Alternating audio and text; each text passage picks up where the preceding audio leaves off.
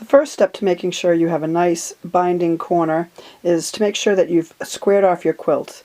You've got to trim off all the excess batting and backing and make sure that the corners are nice and square. So while I'm applying my binding, I'm using a 1/4 of an inch seam and I'm sewing down, matching my raw edge to my binding to the raw edge of my quilt. And when I get down right before that end, I'm going to stop a 1/4 of an inch from the end. And I'm going to turn and I'm just going to stitch off at a diagonal to the corner. Now my foot has a marking on it.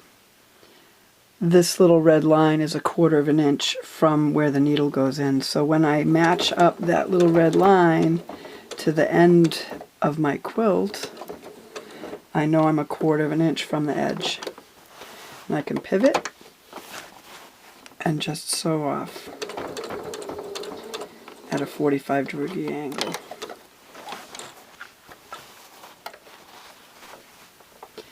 Now that I've sewn off the edge, I can turn my quilt and get ready to sew down the next side.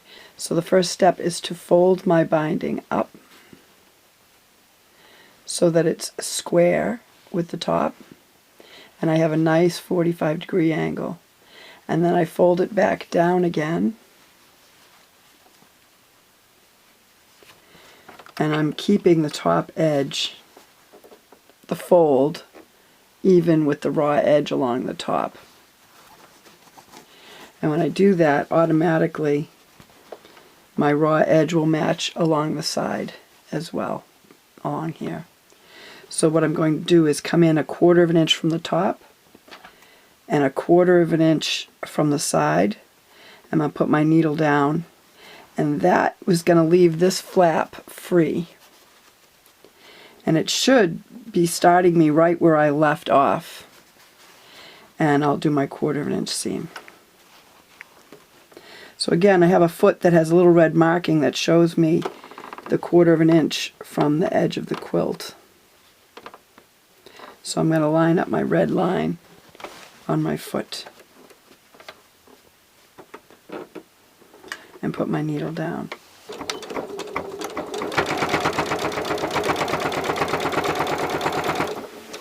So here's what the corner looks like after I've stitched up to the corner, put my needle back in and stitched down. I've left this free. When I go to turn this to the back side, it makes a perfect miter. And when I fold this down nice and flat, and I fold this down nice and flat, the back has a perfect miter as well. So I'm hand stitching the binding to the back, and I'm using a white thread so you can see what I'm doing. You'd normally pick a matching thread.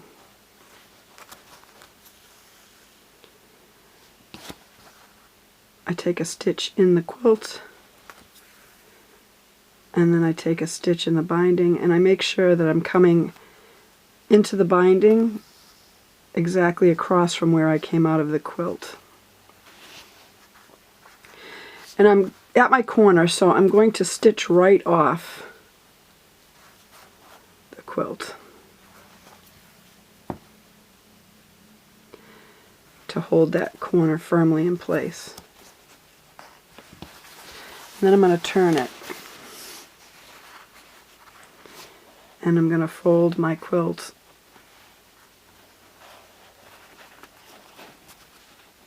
back again. And it makes a perfect miter. And I'm matching the fold on my binding to the seam line on the binding where I stitched it on by machine. And now to hold that nicely in place, I'm going to take a couple stitches into this corner. First I want to make sure it's lined up perfectly.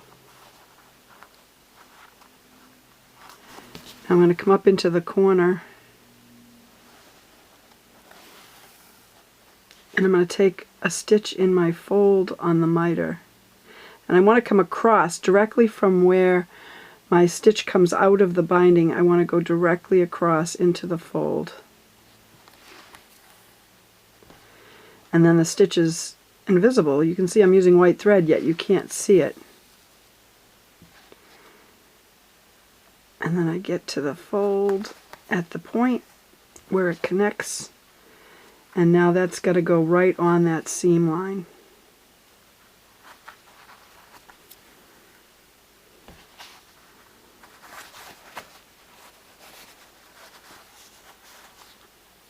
And I can continue all the way around my quilt. So that's how you make a nice corner. I'll show you. Let me just take a couple more stitches. They don't have to be super tiny. You can do nice long stitches. It'll be quicker for you. There it is. My nice point. That's how you do a corner on a binding. There's my helpful tip for the day.